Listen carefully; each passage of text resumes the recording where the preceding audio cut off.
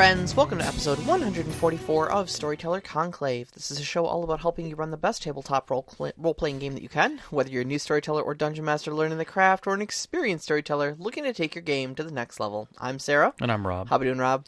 I'm full. We're full. Dinner was good. We're happy. We got the tea kettle on. Yes. We're ready to talk some gaming.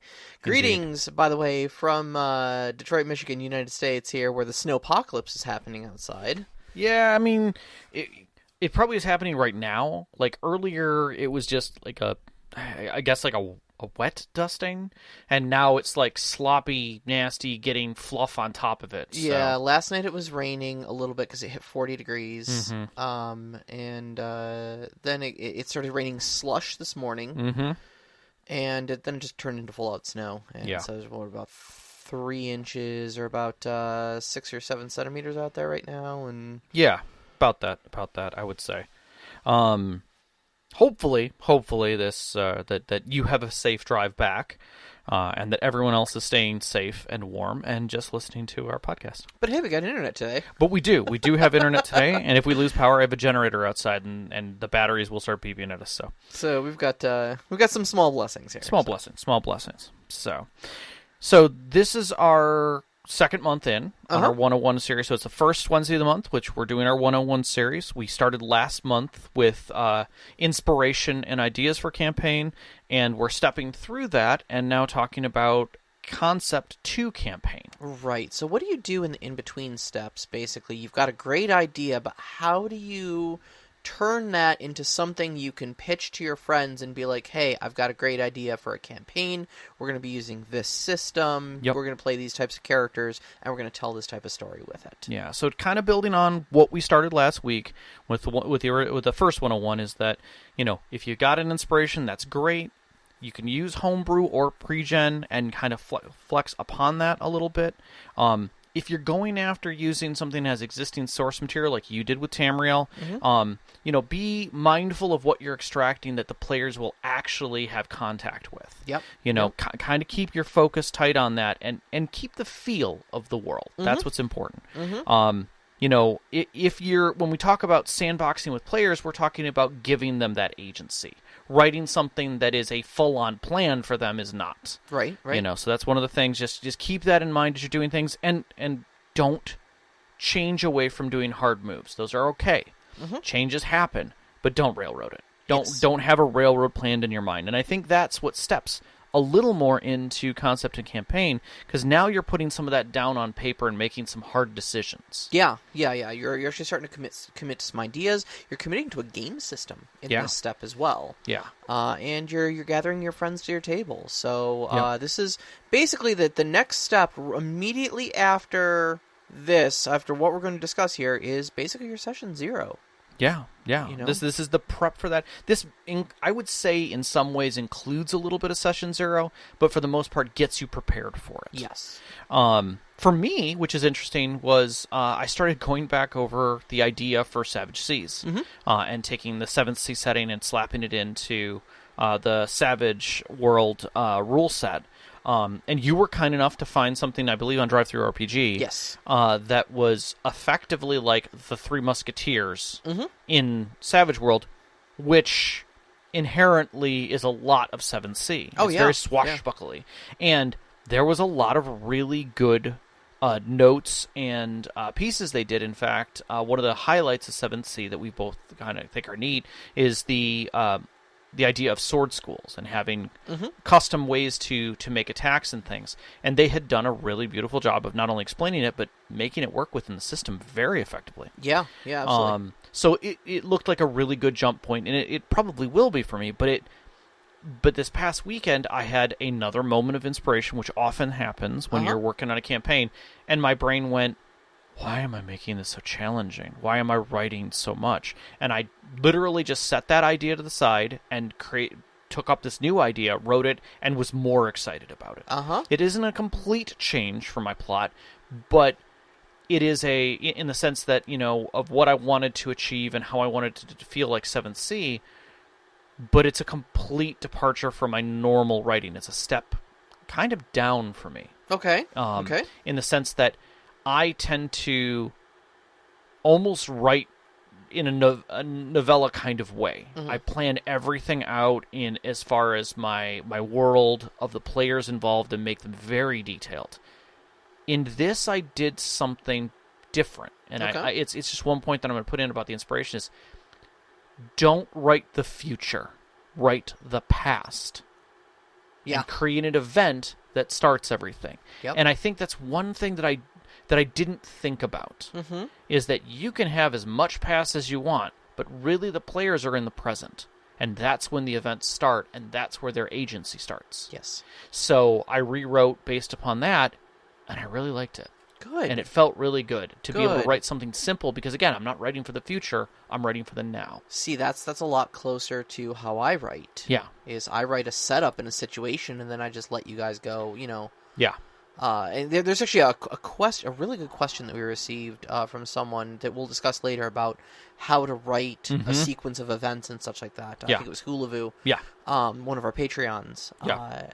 So I'll get to my answer on that one in a little bit, but I'm really glad to hear you had this great stroke of inspiration. No, and it felt really good, and it actually it tying into this week's 101 was that I had that feeling that maybe I wanted to not do it in Savage World, that maybe I would use Mouseguard's Burning Wheel, because I was concerned about tactics and having that muddle up with a story that I want to tell. Yep. And we'll kind of break that down when we get to the system sections of this, of how that can really feel.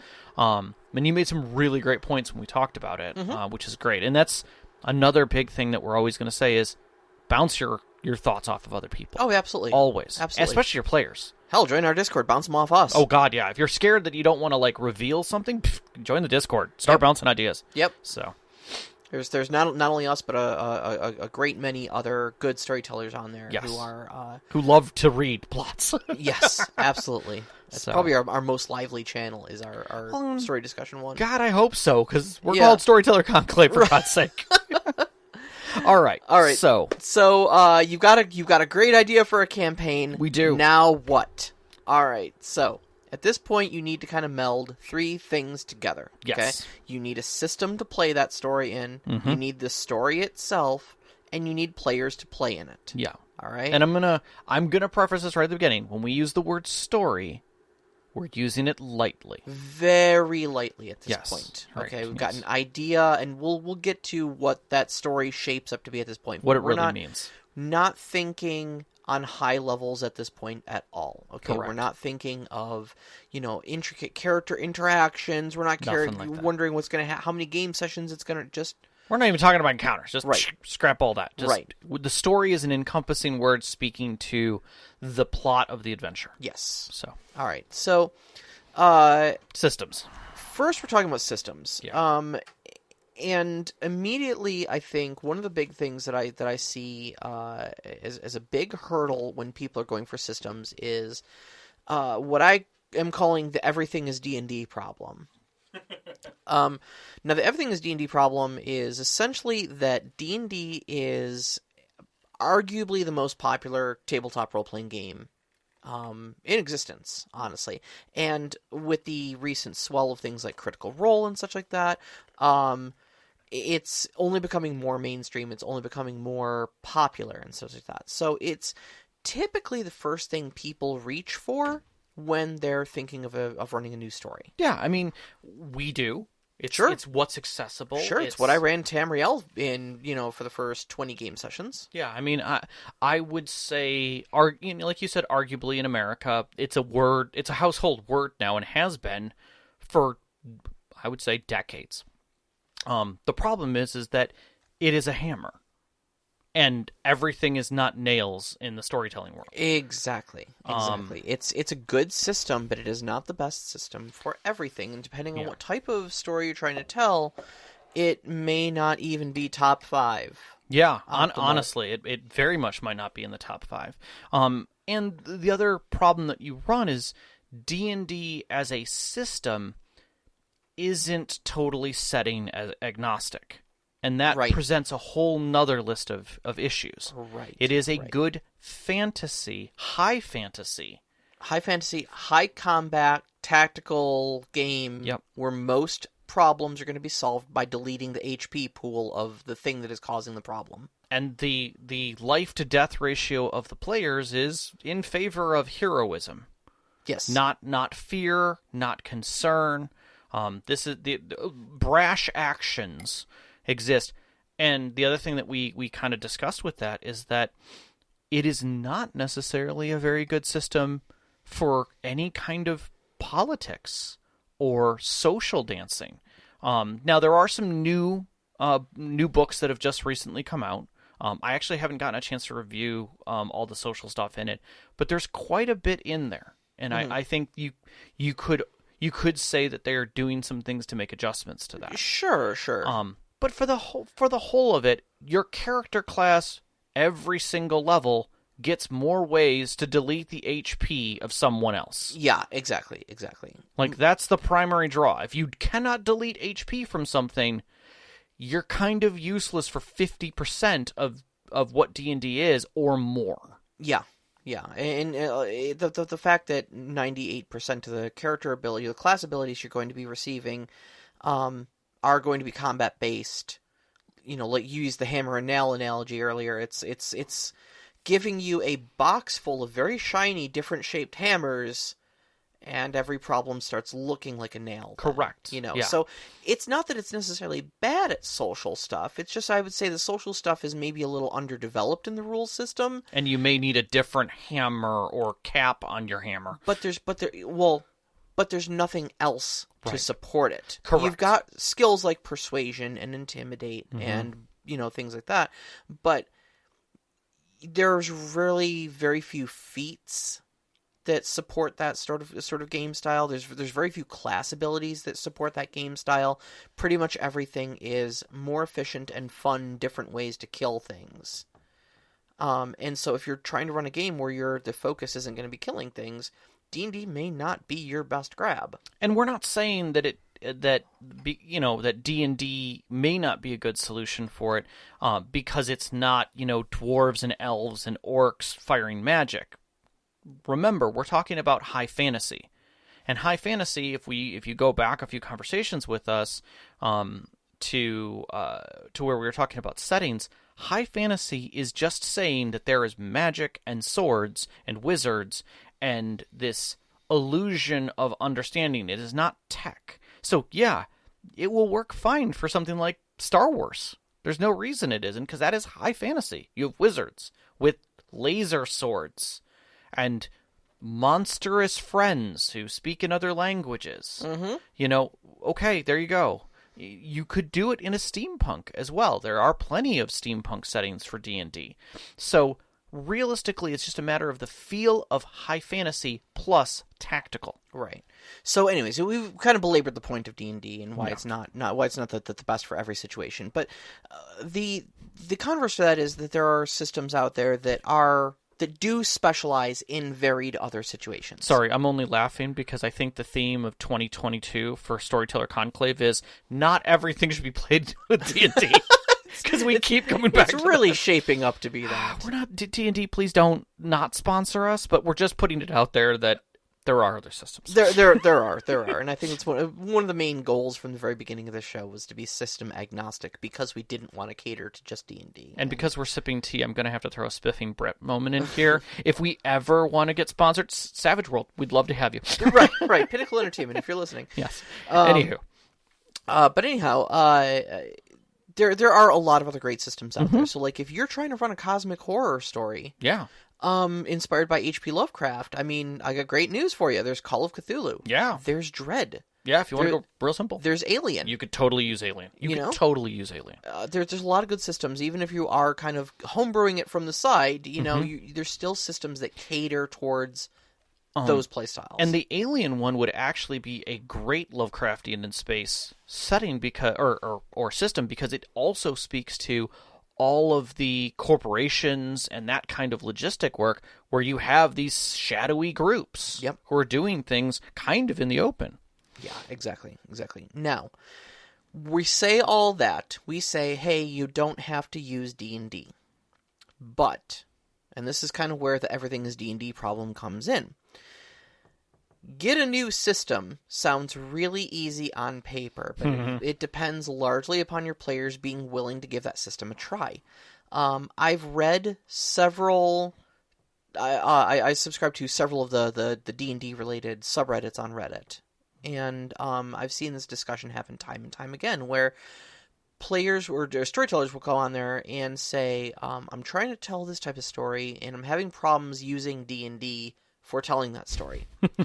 And someone inevitably replies, not usually me, believe it or not, I'm pretty chill about this, but someone usually replies, there's other game systems that do that better. Maybe look for that. And that DM comes back and says, I tried that, but my players are unwilling to learn a different system than D&D. Yeah, and I honestly think that's its own show, just the breakdown of how to help players get into a new system, how to get a new system accepted by your group, and some tips on how to make it comfortable. Because we've definitely done it a few times. We've played different systems with people. I think your Savage World one most recently was probably the best transition we've had. It was on anybody's system. I'm still systems. gobsmacked at how smooth that transition was. Well, I'm not. We've had decades of experience. You did the right things. Okay. It's there. That's fair. Yeah. Except that you're a good person and you got some talents. Darn. Diamond hands. Anyways, so that being said is that you're going to get some pushback, especially if your table has been doing D&D.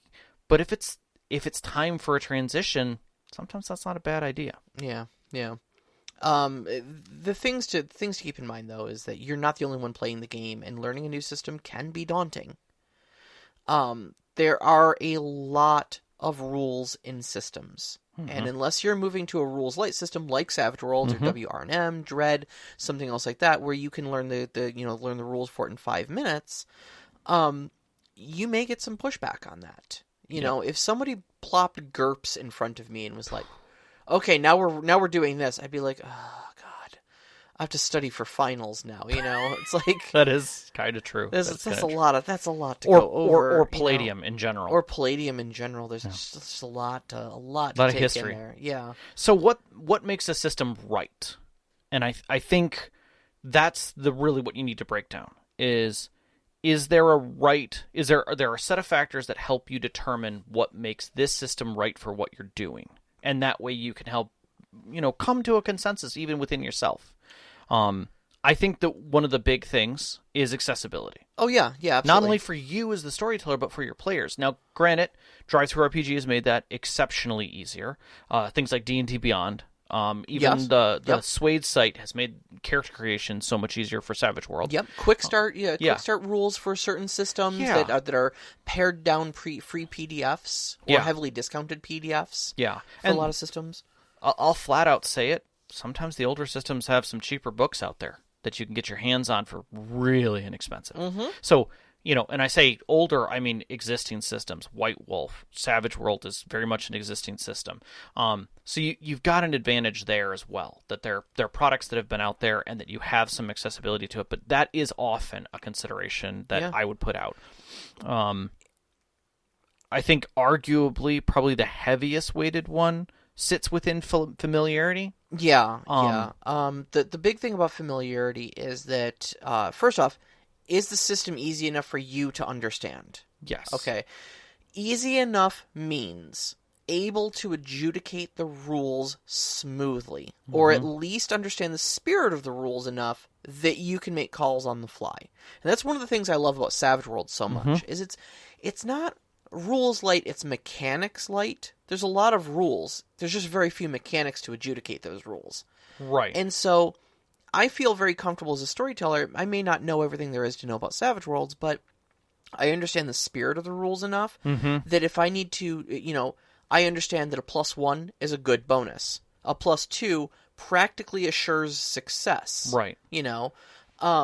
So if I'm handing out bonuses for things like that, I keep those things in mind. Yeah, bennies should flow. Bennies should flow. There's just some basic concepts of how the game works, and if you have to guess at something, there's only a few mechanics you need to know, so you're probably right if you're guessing. Yeah, whereas like And I'll say this, a lot of times when you're looking through D&D trying to find a specific rule on something that a player is doing, you either have to look at their class and then look up something specific after their class and then reference that against another guide. I'm not saying that that's a bad thing. That's all there and now and oftentimes searchable. But that's the type of things that you run into when things start feeling daunting. Yeah. It doesn't feel as acceptable. So. And your play will grind to a halt. Correct. So familiarity is a big thing. Are you able to run the system somewhat smoothly? Yes. With as few little references to the rule books as possible. Correct. Does your group know the system? That's a big thing, but I think it can be overcome. And when we talked about who to put in your game, we often talk about having a ringer, someone who already knows the system, who's familiar with it, maybe even more familiar than you as the storyteller. But that always helps because now you have someone who will help with those reference points early on, and will help you move the session 0 even forward. Yes, absolutely. So those things are always good to have. Is the system very different from any other systems they might already be familiar with? Yeah, when we were looking at Star Wars, and it had all the different dice, 100% my brain started melting. Oh, yes. I was like, oh, God, this is going to be so hard to learn. And you're like, once you read it, you're like, okay, the dice aren't that bad. It's definitely a leap. But it's not as far of a leap as we thought it was going to be. Yeah. Legend of the Five Rings did the same thing with me. Oh, yeah. It was like I can see that. There's D12s and D6s, but some of them have swirlies on them, and some of them have different swirlies on them. Yeah, exactly. Some of them have 2 different types of swirlies on them, and none of them have numbers. Yeah. And you're like, what is going on? So... the reason we bring this up is because, like, moving from Savage Worlds to, like, or from D&D to Savage Worlds isn't that big of a deal. No, I don't think it is much at all. You're still using your same polyhedral dice.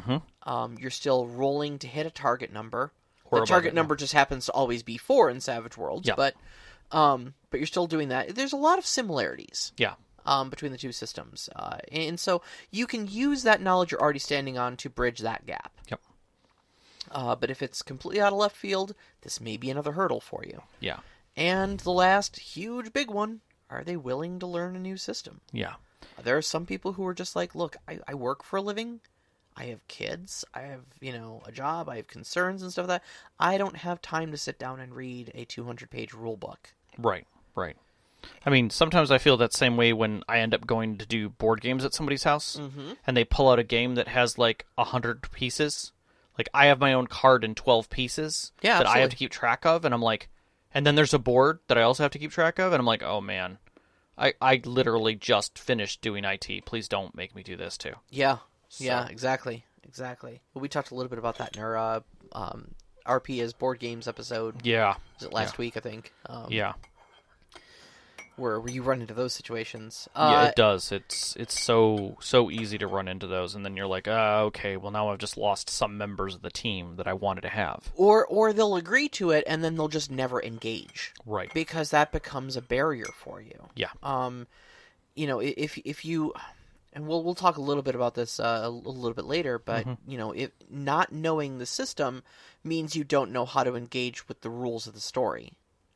Or the feeling of it. And when you can't engage in a meaningful way, your character begins to feel useless because you don't know how to use your abilities, et cetera, et cetera. So, learning the system is a big important part of having a group together at the table. Yep. Plus, it's exhausting as a storyteller to have to constantly teach your game. Yep. So, reading RTFM is a thing. I think it was... one of our listeners, Draven, who posted that meme in one of our images channels. Yeah. He was like, for the holidays, buy your players a book, something like a gift, like a book they've never read before, like the Player's Handbook. Yeah, exactly. But I think the last component of a good system is support. Absolutely. Do you have some place that you can go to get answers? Do you have other resources? Do you have another storyteller who's run that game? In that system. Those types of things are huge, and you want to make sure you have that support system in place. Because you're going to hit a point within the system that you're confused about. Yeah. It's going to happen. I mean, especially if it's not D&D. Like D&D, I mean, is there a support system? Yeah, it's the most widely popular thing. I just mentioned earlier that I'm subscribed to several D&D subreddits. Mm-hmm. You know, there are multiple very active, very populated subreddits devoted to just Dungeons and Dragons. There is, I think, one for Savage Worlds that I've... I want to say there's... Savage Worlds. There's the one r/Savage Worlds or Swade, and I want to say there are 2 or 3. I think there's an LFG channel or something Yeah. like that. But, yeah. But when everything comes right down to it, don't sweat it. Pick, you're gonna probably pick a system that you're comfortable with automatically. Yeah. It just we're saying don't make it a scientific process to break down the best system for your system. Right. Or for your game. And if you don't meet all of these criteria that we just listed, like, again, a lot of these are just gut feelings. Mm-hmm. This isn't, a mathematical equation to the perfect system. It's just basically like, things to look out for, things that could be pitfalls for you. And in all honesty, you're gonna fail. We've failed multiple times. Absolutely. Sometimes you grab a game system and you start running it and you're like, oh, I don't like this at all. Well, I mean, we always have the other thing, which is that everything is working against you until after that 3rd session. Mm-hmm. Once you get the 3rd session under your belt with those same players, you're doing okay. Yeah. The game will continue. Then you got a campaign. Yeah. Then it's official. Then things are rolling. So, yeah, 2 sessions, that's practically a one-shot. Like, you're not doing anything. Yeah, exactly. Yeah. Then you get somebody new. You need 3 more sessions. Like, otherwise things don't roll. Okay, so let's now get to the story part. Yes. And again, story is a soft word in this. We're talking about just kind of getting the groundwork set into place. Exactly. So you've got an idea. You took your idea, you refined it a little bit. Right. And now we're going to turn it into kind of the seed of a plot. Right, we're going to plan. Yes. That's the word here. We're talking about planning the story. Planning. You don't even know who your characters are yet. Correct. So like none of you, we haven't gotten to the point where we even picked players to sit at your table to explore the story, let alone what characters they're bringing to the story. So you can't write anything here. Can't. Right. So what do you make notes on? Well, one of the biggest things we've talked about over and over and over again, because it helps speak to how you're presenting things, is you need to have a genre. Mm-hmm. You need to be able to explain in a rudimentary way to your players and yourself how this is supposed to feel. Right. Is this a horror story? Is this an adventure, pulp action, contemporary fantasy, mystery? Yeah. High fantasy. All of those tend to have a very clearly visual and or presentable feeling for both your players and how for them to be able to act within it and have their characters be within it. I mean, obviously, if you're doing a pulpy story, you're thinking about, what's the term, like gumshoey kind of people where they have a lot of character, and the world is very black and white. You know, where the gray people, who are involved are your femme fatales and your shadowy figures who smoke cigarettes in the alley and give you information because you're not sure who they work for. I always think of pulp action is like our world with the contrast turned up. Mm-hmm. Where your brights are a little brighter, your darks are a little darker, your action is a little actionier, and the reality filter has been turned down. Yeah. So a little more movie-esque style action can take place and such as that. Death is very meaningful. Mm-hmm. And a lot more ends up in chases and people getting away and mystery. Yeah. Whereas horror has a very different feel. Sure. It is a lot of you're running or you're dealing with something in a terrible way. I think the most important thing, though, is to not only pick the genre, but think of 1 or 2 other existing properties that your potential players might know. Yeah. That you can be like, yeah, it's kind of like The Expanse, or it's kind of like Cyberpunk 2077, or it's kind of like Aliens. You know. That we're kind of going with that. It's like we're not planning on having this be a comedy romp. Right. Now, me saying, contemporary fantasy mystery to you is going to be like, okay, I understood all those words individually, but what are you talking about? And if I say, it's like Dresden Files, you'd be like, Oh, okay. So like a wizard detective. Yes, like a wizard detective. Are we talking like Buffy, kind of? Okay, maybe. Yeah. Okay, yeah. Contemporary fantasy mystery. I can see that. Yeah. Yeah. It's modern day. There's vampires. There's mystery afoot. Sure. Buffy. Yeah. Yeah. Whereas, like, I'm working on my 7th thing. I could say piracy, but that really doesn't mean anything. Mm-hmm. And it's heroic high seas. Okay. All right. It's gonna be like Pirates of the Caribbean. Gotcha. Yeah. So now we know how things. There's gonna be a lot of swashbuckling and a lot of heroic talents, but it's not going to be very historically accurate. Nor is it going to be campy. So the stepping from that, now that you know what genre you're sitting in. What are your players? What role do they play in this world? Where do they sit? Right. Are they at the bottom of the food chain? Are they in the middle of the food chain? Are they someone who's brought in to handle something? Are they the experts?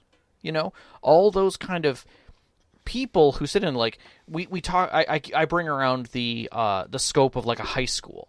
Okay, like, are your players the students only?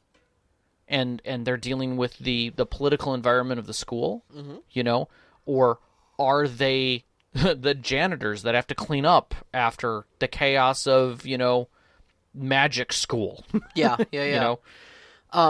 This is one of those parts where I often find new storytellers have a stumbling block because I think I've mentioned it before, where we hear yes and a lot, be a fan of your players a lot, and stuff like that. And new storytellers, new dungeon masters think that means you can't say no to your players. That is not true. And they take it so far that in this step, they don't put any limits on what their characters can be. Yep.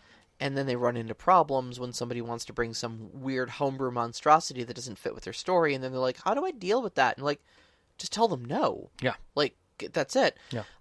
There was a Reddit thread even just today that I was reading that was like, how would you feel if your dungeon master told you that you couldn't play one of the races in the player's handbook? And overwhelmingly the responses were like, fine, that happens all the time. Mm-hmm.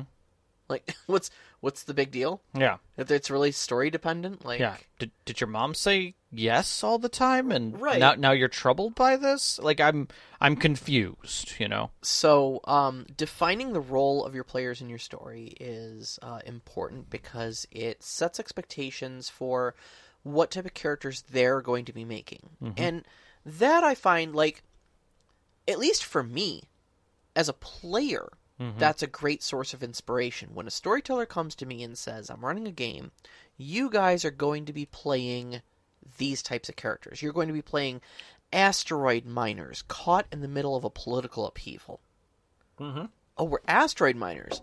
Right. But, I mean, always have a secondary skill. You're not always going to be asteroid miners. Like political upheaval's the operative term here, right. So you're not going to be asteroid miners the whole time. You're going to get caught up in like a rebellion sort of thing. So yeah, maybe you were a ship's mechanic, and now this is all you do is you work with the asteroid miners. Right. Maybe you were in the demolitions crew for the asteroids, of like setting small charges to put cracks in them to split the asteroids in certain ways, and now that makes you a bomb expert in the revolution. Yeah.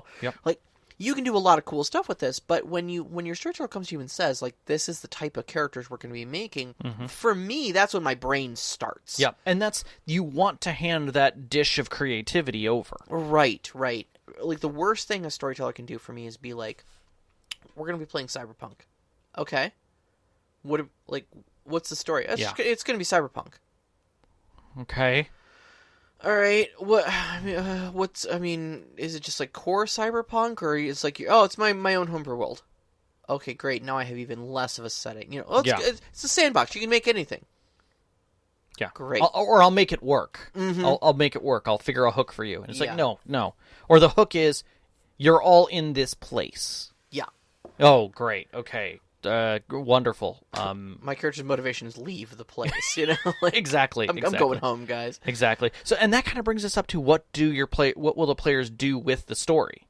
Yes. Like, okay, I know who I am, but what direction Like, why is this a direction for my role, my Exactly. character in this world? So your asteroid miner is caught in political revolution, or in political upheaval. Like, are you going to join the rebellion to fight for freedom? Are you going to maybe side with the existing political powers, one of them, or something like that?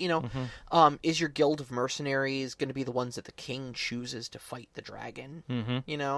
Are you magic students at a magic school? And does this mean that you're going to be the students who discover an evil that's been brewing in the faculty? Have not only a role but a purpose for your characters in the story. Right. And this kind of later we'll say this is that this is what also can be expressed to your players as they're starting to come up with their characters, is even if it's something that's going to happen within session 0, you kind of want to give them that purpose and kind of drive them in a direction when you're talking about the world to them, when you're presenting the idea and such to them, so that you can hand them, again, another piece of creativity to kind of let their mind tickle in a direction. I think that kind of then presents the fact that you are not writing a story. You are writing momentum and an event. Yes. You are literally just saying... a set of circumstances. So the players are literally saying, okay, I see the set of circumstances that are being penned here. And I see my role within it. Right. I can imagine the adventure path in front of me. Correct. A possible adventure path in front of me based upon the group that I'm running with. Exactly. Right. Exactly. And I'd like to join that. Exactly. So, in many ways, it's like a trailer. You're helping to present them with a trailer. You're showing them all of the people involved, what the situation is, and the possibility of the whatever's happening. So that's what you're doing. You're presenting that momentum. That you've got the snowball at the top of the hill, and your hand is on it. They know what's going to happen, roughly. Nobody knows the full details, but it's going to go down that hill. You're not telling them, oh, this is going to go down the hill and into those trees, and you're not writing that whole path for how it's going to explode and then suddenly turn into 3 smaller... No, that's for them later.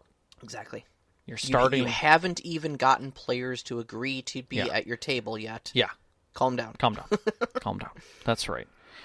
So, and like I was saying earlier, you're writing up to that particular moment of when things are about to happen. Events that led to this moment that are part of the story, whether or not their characters are aware of it, the players are aware of it, and that's what's drawing them in. The players are drawn by that hook. The characters will be drawn by others as within your session 0. Exactly. You're trying to inspire your players, not your characters at this point. Correct. And you already talked about not sandboxing. Yeah.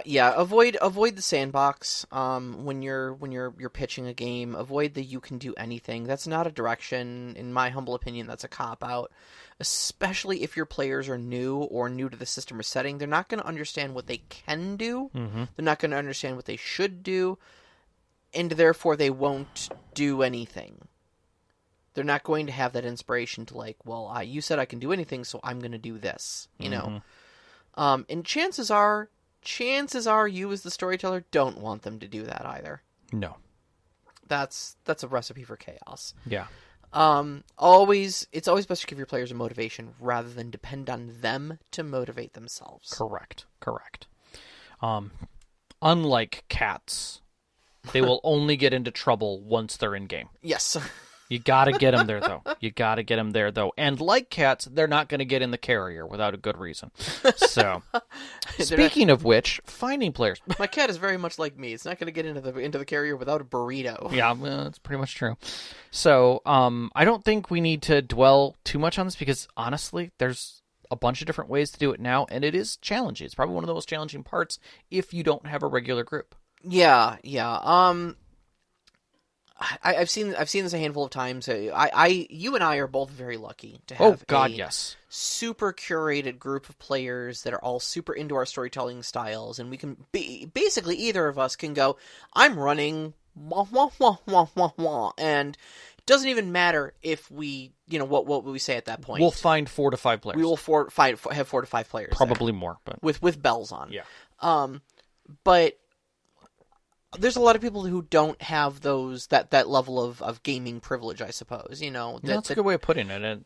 They live in an environment where they don't have a lot of gamers around them. Mm-hmm. They may be remote. They may be in a rural environment where their next neighbor is a mile down the road. Yeah.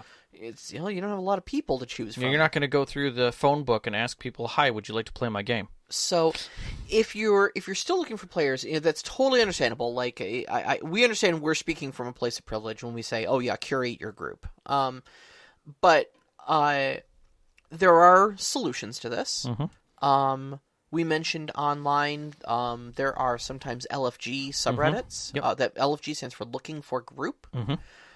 And typically those games will take place online. Mm-hmm.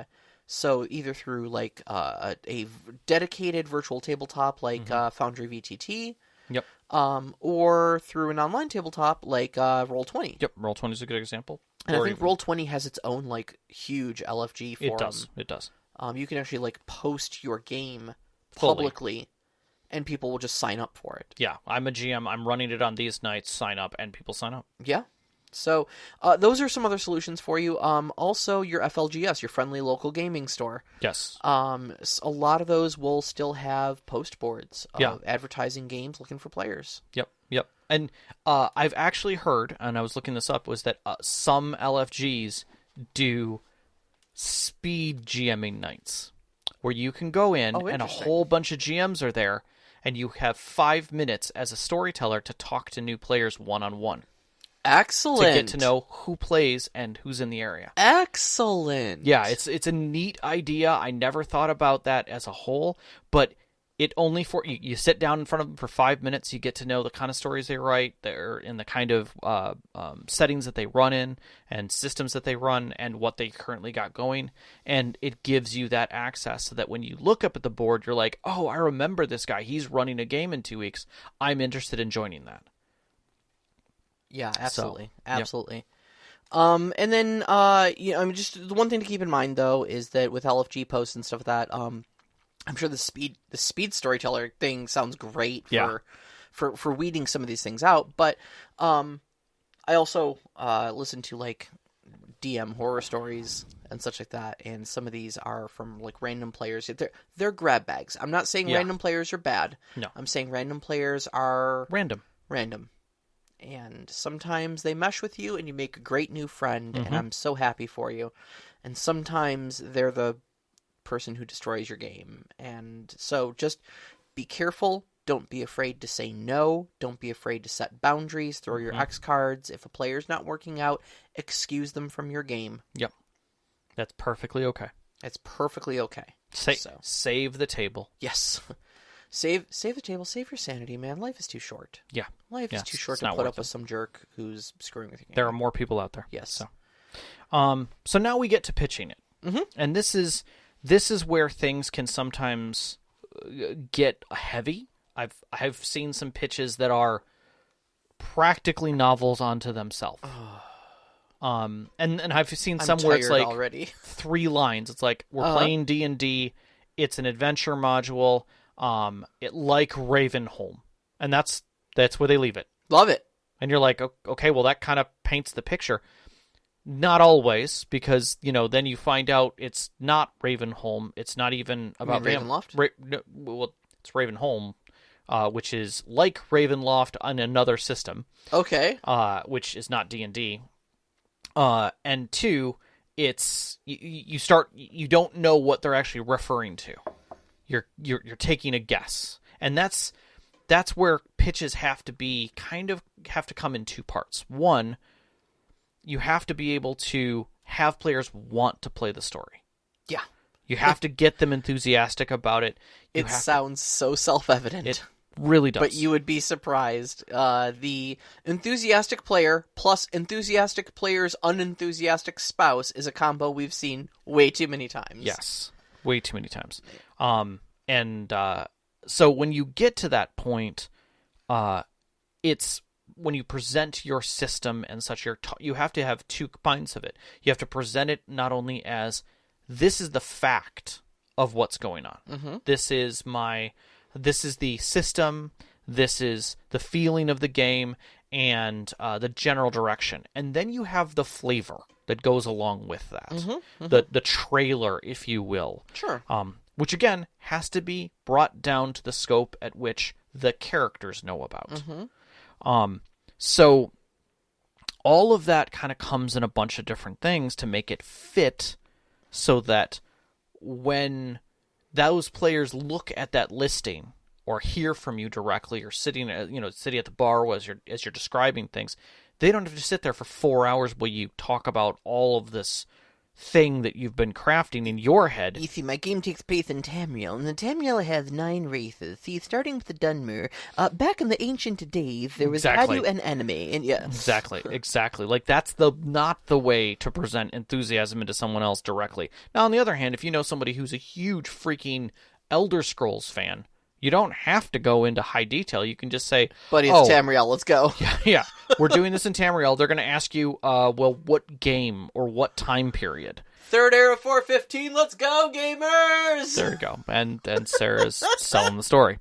So that's what we're talking about. So boil it down. Get it down to just a treatment. Yep. Go ahead. Your treatment. What genre? What system? What is the basis for the story? What is the role of the PCs in the story? Yes. I'll say it again. Genre, system, basis for the story, the role of the PCs in the story. So, it'll be a sort of hard sci-fi game inspired by The Expanse. Mm-hmm. Okay, you see how I dropped a known property in there? Or something they could look up. Hard sci-fi inspired by The Expanse. We'll be using the Alien RPG system because it's light rules and its stress mechanics, but it won't be set in the Alien universe, so you don't have to worry about being eaten by a xenomorph. The story will be about a political upheaval that happens between a few space superpowers, and the PCs will be asteroid miners caught up in the middle and will have to survive and maybe choose sides and fight for what they think is right. Bravo. Done. Bravo. I've given you the feeling of the game. Mm-hmm. I've given you the system of the game. Mm-hmm. I've told you what modifications I'm making to the system. Yeah. In a concise way. Mm-hmm. The basis for the story, mm-hmm. being asteroid miners and the political upheaval, and then what you guys will be doing in that story. Yep. Done. So again, genre, system, basis for the story, roles the PCs are playing within that story. Yep. That's it. For me, the next step beyond that, because that's I would say the black and white pitch to the player. Now we're kind of pitching the next section of that, which is the description, mm-hmm. which is often flavored. And I like to look at it much like some other people, and that is the crawl from Star Wars, that opening crawl that tells you exactly what the adventure is about. And it's so good at just like dropping in. Yeah, like, I don't like movies generally that open with text, mm-hmm. but the opening crawl in Star Wars, especially the very first one, New Hope, mm-hmm. Is so good at setting the stage and giving you everything you need to know. And then there's just lasers. Yeah. And you're like, oh, cool, we're in it already. Right. You know? And make it a page or less. Make sure that it has the setting. Mm-hmm. Make sure it has the obvious stakes that are involved. And then noting what the opposition or challenge that is being presented. Bonus points if it begins with the words, in a world. Yeah. I mean, it doesn't... if you want something that's not Star Wars, original Dune, the narrative for the opening of Dune, if you've ever seen that cinema... The David Lynch one? Yeah, with the princess of the known universe. Mm-hmm. Her description of everything. She basically presents the world and the powers and what's going on. And again, it's a perfect example of a presentation of what's going on to get you into the story. Now, there's a lot going on in Dune beyond that. Sure. But the basis of the adventure is right there. Mm-hmm. Mm-hmm. The players may not know their likes or dislikes until after they're even past session 0. Sure. We all learn. That's okay. That's absolutely okay. Do your best to address your players' concerns at that point. If you can help them enjoy the game better once they're at the table, then cool. If you can make some changes and stuff like that, but sometimes they're just gonna agree to play a game that might not be a good fit for them. I've done it. Yeah, you've done it. Definitely We've done it. both walked away from games because it was just I'm just not enjoying this. Yep, exactly. And that's fine. Yeah, that's fine. Well, again, life's too short to continue doing something you're not enjoying. Yeah, definitely. Apologize to the group, thank them for their time and their efforts, and part ways amicably. Doesn't need to be drama.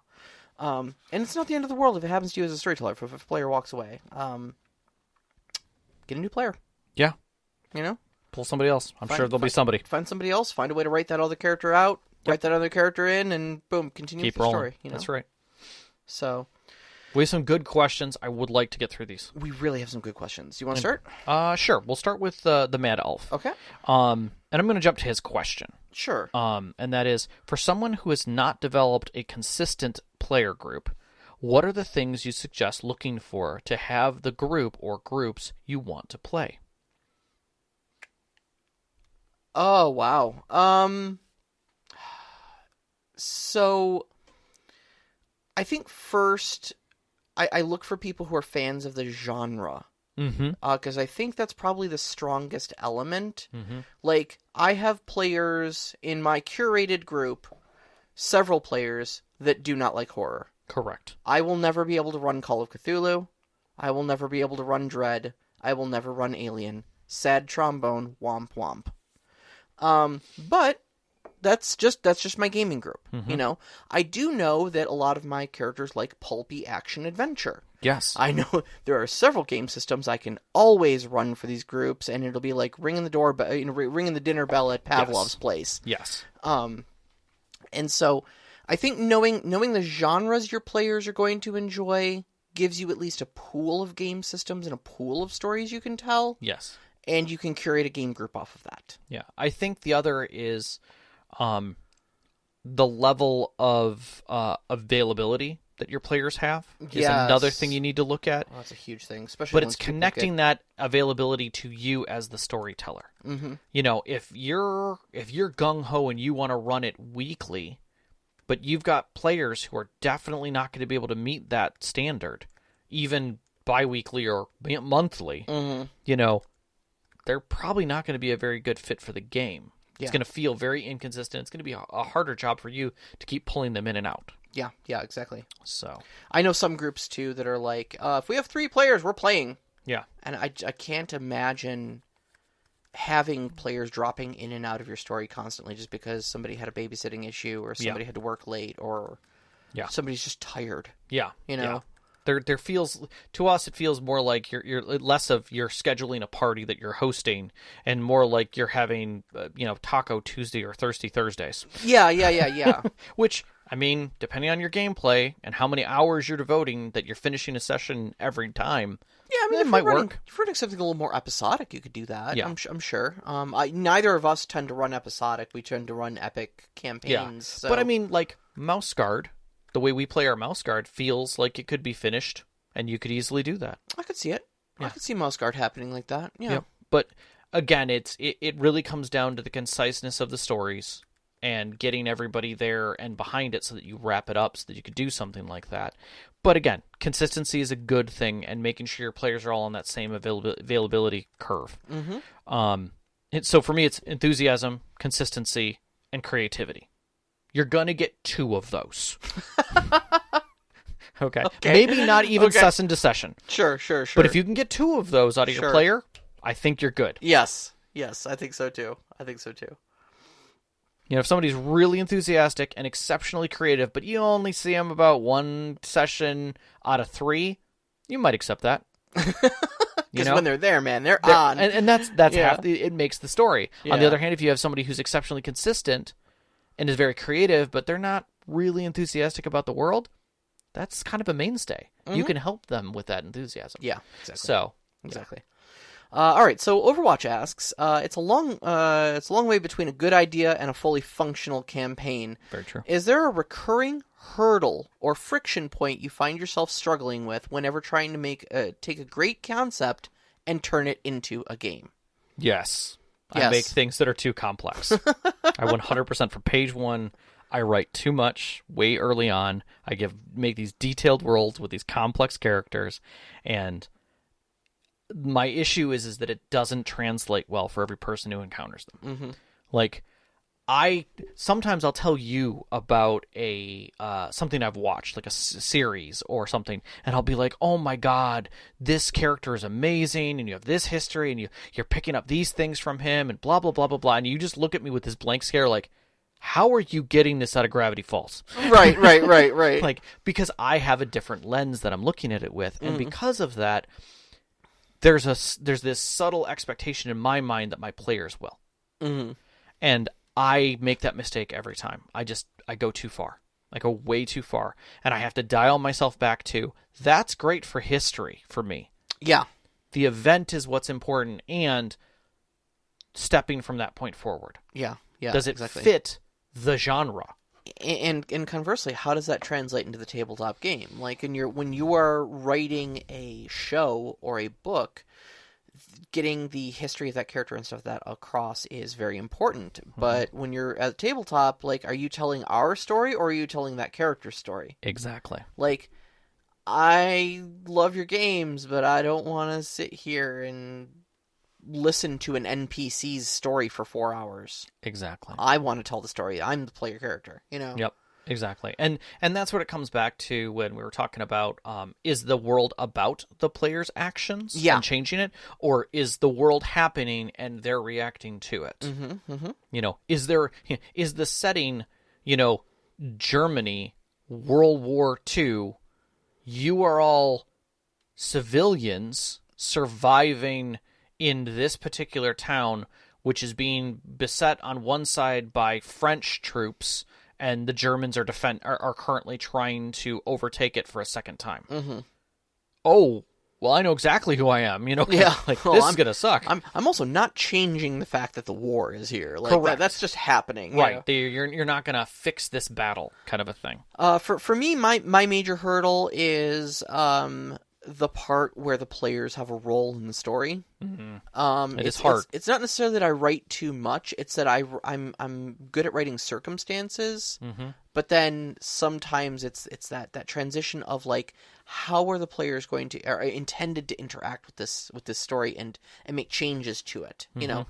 And when those changes happen, when players use their agency and affect the world around them, sometimes it's like, oh wait, no, this isn't what I imagined in my head, you know. Now I have to shift gears. And that's my big thing is I'm very good at writing the setup, but very bad at allowing that setup to be interacted with and to have impact. Yeah, and to have impact. Like, I literally choked when in my game you guys pulled an NPC back from a hard move in the game, and I was like, I have to figure that out. So for me, it was very much like, God, what do I do now? And so now I have to make that meaningful. So let's see here. Hulavu asks, I often struggle with actually writing down the story. I find myself writing in a non-linear way. Instead of writing A to B to C, I write A to Q to C. Most of the time, this is okay, but sometimes you just have to write a section you're not really into, i.e., if your players are showing up in a few hours and you have to have a story ready. So, what are some strategies for actually force yourself to write a good story? And I have one very simple answer for that. Don't write a story. Stop writing. Stop writing a story. Stop writing the story. The best advice I have ever taken, received, and implemented is don't write plots, write situations. Yes. For me, like especially with this move to Savage Worlds, for me came kind of a lot of new philosophy of how to run the game. Yeah. Because I feel like it opened up the game for me, not playing D&D anymore, so I didn't have to think of things as combat encounters anymore. I could think of people as people and situations as situations. So now when I write situations. X has happened. Y person is feeling some kind of way about it and is reacting to that situation. And then the PCs enter. Yep. Okay? Now, we haven't told the PCs how to feel about the situation, Yep. whether X or Y was the correct party or not, Yep. or what to do about it. Nope. So, you're just unleashing your players onto this situation. Yep. Now, what you need to know is not how the story progresses. What you need to know is how does X move when pressured in a certain way? How does Y move when pressured in a certain way? Those being your NPCs. If the players come to NPC Y with diplomacy, will they react favorably? If they come at them aggressively and try to attack them, will they bring in the army or whatever, you know? Just knowing how your pieces will react when pushed upon in certain different ways allows you to make that story fluid without having to write the story. Yeah. You don't need to know what happens. Let the dice and the players determine what happens. Right. But know what to do when those pieces or when those playing pieces are acted upon. Yeah. And that's that's a great way of putting it. It's the always have your NPCs should always have something they're doing currently and a drive. The drive may change, but that direction of that drive is what's giving them that vector, if you will. Yes. Yes. So that you never have to question it. The vector may shift if they get other information. Like if they don't know something, and that's the reason why they're moving in a direction. You know, you have a particular hero, you know, who may be misguided, but he's an NPC who is trying to thwart the PCs because he's doing the legally right thing. The problem is he doesn't realize that the PCs have additional information and that they're actually trying to stop something larger, but they don't have the time or luxury to stop and tell him something. Yeah. So instead, maybe they just ignore him. Maybe they constantly consider him a thorn in the side, or maybe they leave him breadcrumbs of information to get, and that changes who he is, changes his vector. And that's what's interesting about stories is that you can come up with the exact same setting as like Les Mis or Titus Andronicus or The Tempest or any number of other stories where the story opens with a situation and your players will come up with a different way to do it. Yeah, exactly. That changes the entire story. Exactly. And I think you know, finding the interesting ways in which your characters are going to approach the story is half the fun. Yeah. You know, not plotting things out ahead of time. Yeah. Just throwing a bunch of puzzle pieces in front of them and going, what are they going to build out of this? Yep. You know, you already know how those puzzle pieces fit together because you've plotted out your NPCs' motivations. Yeah. You know what their goals are and stuff like that. You know how they'll react when the PCs, you know, move certain pieces certain places. But yeah, handing them a box of toys and just watching them build things like Legos is just amazing. Yeah, yeah. That is a great way. I've told you several times that like we're running your personal plot right now in my tabletop game, and I've told you several times I'm like, you could literally have taken Meridia's beacon and just said, no, screw this, and chucked it out into the woods. Yeah. And I'd have been like, okay. Yeah. And that wouldn't have ruined anything for me. Nope. Or you could just follow it and see what's going on. You could take the Dawnbreaker, the sword that you know, the magic sword that you got, and chuck it out into the woods and say, I don't accept this, and go back home. Yep. And it wouldn't change a damn thing. Yep. Yeah. Yeah. It's always interesting to present a situation and see where it goes when you have the mind frame that you don't even know what's next. I've had more times than not where I've done that, and I've had way more comfort. Yeah. Than, here's the situation, oh crap, they're doing something completely different that I'm unprepared for, and I really don't want to happen. That's the hard part. Yeah, yeah. Is when you don't want it to happen, and you're like, and your expectations are lost. You know? I think the one that got me watching someone was seeing Matt Mercer, and I don't know when in the season, but it was the ship incident. Oh, yeah. Where in campaign 2. Yep. where the players literally took care of an entire ship by beaching it. And he had clearly planned in his head that there was an entire encounter involving that ship. 2 clerics with control water, and one of the abilities for control water is to create a tidal wave with it. And they just did. And they just swept that ship up into the rocks with one spell. Yeah. Yep. And you could see in his face that he made the blunder of preparing. Mm-hmm. And not preparing motivations, but he did the right thing of saying, well, that's the show. You know, I'm going to have to come back at this. Mm-hmm. And they're all like, you know, and he takes his papers unceremoniously and drops them off the table like, welp.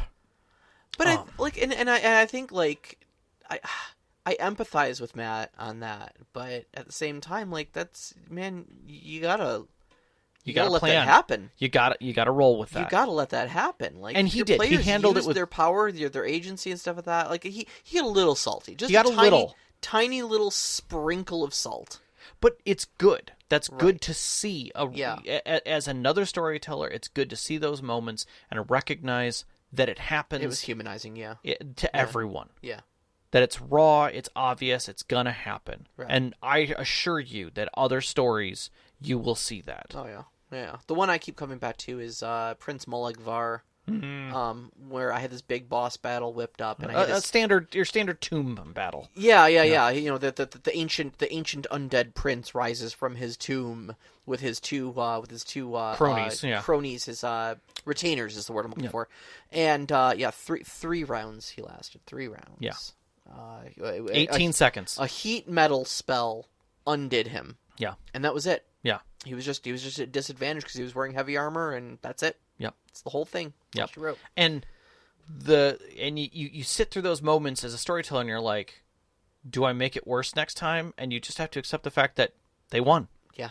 They won. Move on. They're happy. They beat the dragon. They're happy. They did whatever. They whooped his ass. They feel good about it. Yeah. All right. You know what? Focus on that. Yeah. Love it up. Your players are happy. Yep. Your players are happy. Yep. So. What's next week? Next week, second Wednesday of the month, we are doing a system spotlight. So this week we are talking about stars without number. We are venturing back into space. Yes. So you can find us on Twitter at @ST_Conclave, on Instagram at @ST_Conclave. Listen to us live every Wednesday night, 7 p.m. Eastern Time on mixlr.com/storyteller-conclave. And join us on our Discord. You can find the link to our Discord on our Twitter, as well as our website, storytellerconclave.com. We'd like to thank our Patreon named members, Knox in the Box, Sam, the Arcane Asylum, Sparkle Motion Veteran, and Hulavu, and the rest of our Patreon members who support us and help us with this show every single time. Our pre-show music was by Arcane Anthems. You can find that at patreon.com/arcaneanthems. Our intro music is Beyond the Warrior by Geefrog. You can find that at geefrog.bandcamp.com or on Google Music. And our outro music, which you're hearing right now, is Only Our Footprints in the Sand by Midair Machine. You can find that at freemusicarchive.org. Big shout out, as always, to our families, Vicky and Sean. Thank you so much for loving and supporting us all these years that we've been doing this now. Years. We can say years. For all of our friends who've sat with us at our table over the years to share these great stories with you, and you, every single one of our listeners, we love you so much. Love you guys. Good night. Good night.